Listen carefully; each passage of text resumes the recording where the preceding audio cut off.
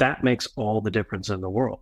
So to those, industry leaders out there who have businesses that aren't investing in their people related programs, that's a big mess waiting to happen, right? So a couple of other things that I think about. First of all, just doing a survey doesn't fix the problem, right? As we all know.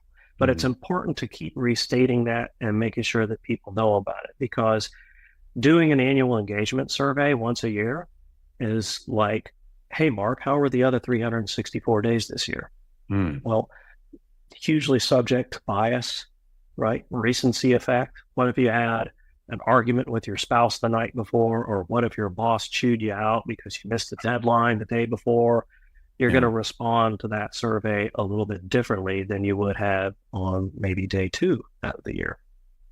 So more frequency, less burden in terms of listening has become really, really important. And that will continue to be important. But still, the issue is if you're creating data, you have to take action and do something with that data. Now, I'm talking about this strictly from the perspective of an employee experience program, right? But the same thing is also true for a customer experience program. And by the way, the same thing is also true for rolling those up into a holistic experience management program, right?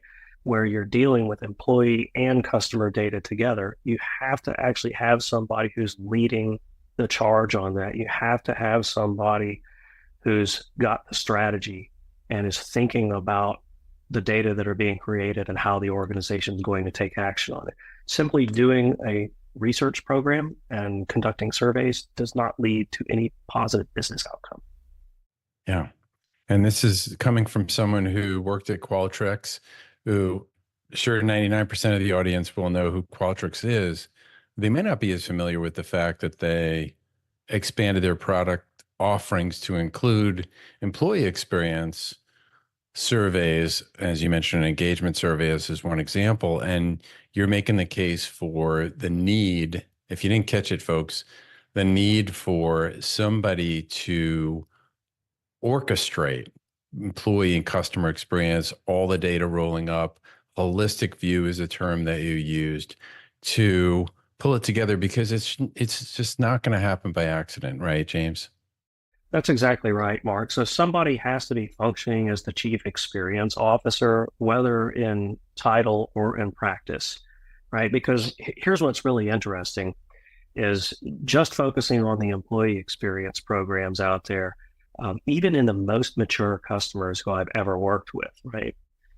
I'm reflecting on the last customer meeting that I had with a very well-known shoe brand about 5 weeks before the pandemic was announced as a pandemic. So this was my last customer meeting. And in meeting with all these senior HR leaders, it became very apparent that the person who owned the employee engagement survey, that person had never met or talked to the person who was responsible for the onboarding program. Neither of them had met or talked to the person responsible for the candidate experience survey, because that was talent acquisition's problem. That's over there. That none of them had interacted with the person responsible for conducting 360s for leadership assessment and development, because that's the OD team. They're way over there. Nobody had even thought about the importance of measuring and improving the employee technology experience. Well, with 77% of millennials saying they leave a company just because of a bad tech experience, that's kind of important to actually focus on. And of course, nobody knew who owned the exit data. Why are people leaving? And so this is a pervasive problem in systems of measurement, even within employee experience, but certainly across employee experience and customer experience, right?